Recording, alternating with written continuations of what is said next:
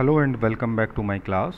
और आज की हम क्लास में डिस्कस करेंगे difference between reserve capital and capital reserve. Dear students, ये बोर्ड में अक्सर पूछ लिया जाता है कि what is the difference between reserve capital and capital reserve, या फिर डिफ़ाइन करने को बोल दिया जाता है। तो अक्सर स्टूडेंट कंफ्यूज हो जाते हैं उस टाइम की रिज़र्व कैपिटल रिज़र्व क्या है। सो लेट्स डिस्कस, ये हम डिस्कस करते हैं quickly. First one is meaning, और पहला पोर्शन है हमारा बेसिस, देन रिजर्व कैपिटल और कैपिटल रिजर्व। तो first one is meaning. As per the section 65 of companies act 2013, an unlimited company having shares capital may by passing a resolution for registration as a limited company may have a reserve capital। तो company जो companies act के अंदर registered है, यानी कि public company, वो special resolution pass करके इस चीज़ को तय कर सकती है कि उसको रिजर्व कैपिटल मेंटेन करना है। Capital reserve, it is the part of profit which is not earn by the company in the normal course of business, profit earn on sale of asset, profit on redemption of debenture etcetera.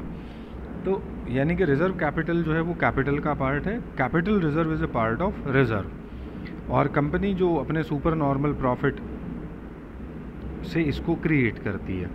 Second one is special resolution. For reserve capital a special resolution by the company is required for its creation. ये तभी create करेंगे आप जब आपने एक special resolution इसके लिए पास किया होगा। Capital reserve, no special resolution is required for its creation. तो कैपिटल रिजर्व ये बोर्ड ऑफ डायरेक्टर को रखना है तो रखना है, उसमें कोई हमें स्पेशल काम नहीं करना होता है। Third one, time of use और utilisation. It can be use only at the time of winding up of the company. यानी कि जो हमने कैपिटल का पार्ट रिजर्व कैपिटल बनाया है उसको हम सिर्फ और सिर्फ जब कंपनी को बंद करेंगे, इन केस वाइंडिंग अप होगा, तभी हम उसको कॉल करेंगे, अदरवाइज नहीं करेंगे। कैपिटल रिजर्व यानी कि जो रिजर्व है, it can be use during the life span of the company.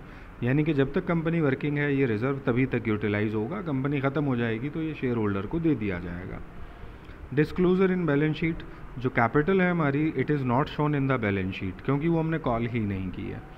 As far as capital reserve is concern, it is shown in the balance sheet under head reserve and surplus, क्योंकि ये reserve है।